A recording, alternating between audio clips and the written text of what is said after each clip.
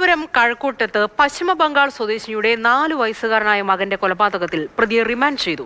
കസ്റ്റഡിയിലുണ്ടായിരുന്ന അമ്മയുടെ സുഹൃത്ത് മഹാരാഷ്ട്ര സ്വദേശി തൻവീർ ആലം കുറ്റം സമ്മതിക്കുകയായിരുന്നു. കഴിഞ്ഞ ഞായറാഴ്ചയാണ് നാടിനെ നടുക്കി അരുംകൊല നടന്നത്.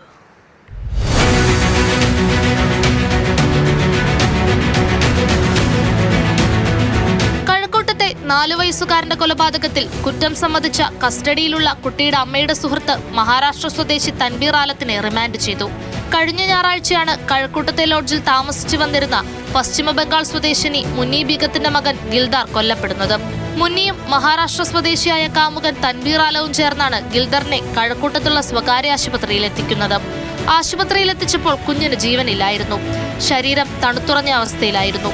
ഉച്ചയ്ക്ക് ആഹാരം കൊടുത്തുറക്കിയ കുഞ്ഞ് വൈകുന്നേരം അനക്കമില്ലാതെ കിടക്കുന്നത് കണ്ടാണ് ആശുപത്രിയിൽ എത്തിച്ചതെന്നാണ് മാതാവ് ഡോക്ടറിനോട് പറഞ്ഞത്. കുഞ്ഞിനെ വിശദമായി പരിശോധിച്ച ഡോക്ടറാണ് കഴുത്തിൽ മുറുകിയ 2 പാടുകൾ കണ്ടെത്തിയത്. കയറോ തുണിയോ മറ്റോ കൊണ്ട് മുറുക്കിയ പാടുകളാണെന്ന് സംശയം തോന്നിയ ഡോക്ടർ ഉടൻ തന്നെ കഴക്കൂട്ടം പോലീസിൽ വിവരം അറിയിച്ചു. തുടർന്നാണ് മാതാവായ മുന്നി ബീഗത്തെയും സുഹൃത്ത് തൻവീർ ആലത്തെയും പോലീസ് കസ്റ്റഡിയിലെടുത്തത്.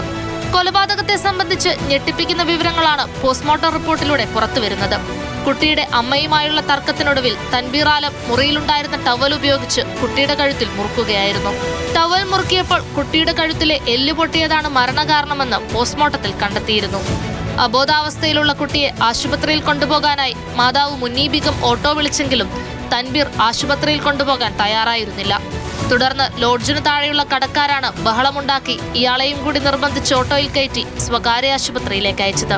2 ആഴ്ചയായി ഈ ലോഡ്ജിലാണ് ഇവർ താമസിച്ചിരുന്നത്. തൻവീർ ആലത്തിനെ അറസ്റ്റ് രേഖപ്പെടുത്തി കോടതിയിൽ ഹാജരാക്കി റിമാൻഡ് ചെയ്തു. കൂടുതൽ തെളിവുകൾ ശേഖരിക്കുന്നതിനായി കസ്റ്റഡിയിൽ വാങ്ങുമെന്ന് കഴക്കൂട്ടം SHO JS പ്രവീൺ പറഞ്ഞു. പോസ്റ്റ്മോർട്ടത്തിന് ശേഷം മോർച്ചറിയിൽ സൂക്ഷിച്ചിരുന്ന കുട്ടിയുടെ മൃതദേഹം പിതാവെത്തി ഏറ്റുവാങ്ങി വള്ളക്കടവ് മുസ്ലിം ജുമാഅത്തിൽ ഖബറടക്കി.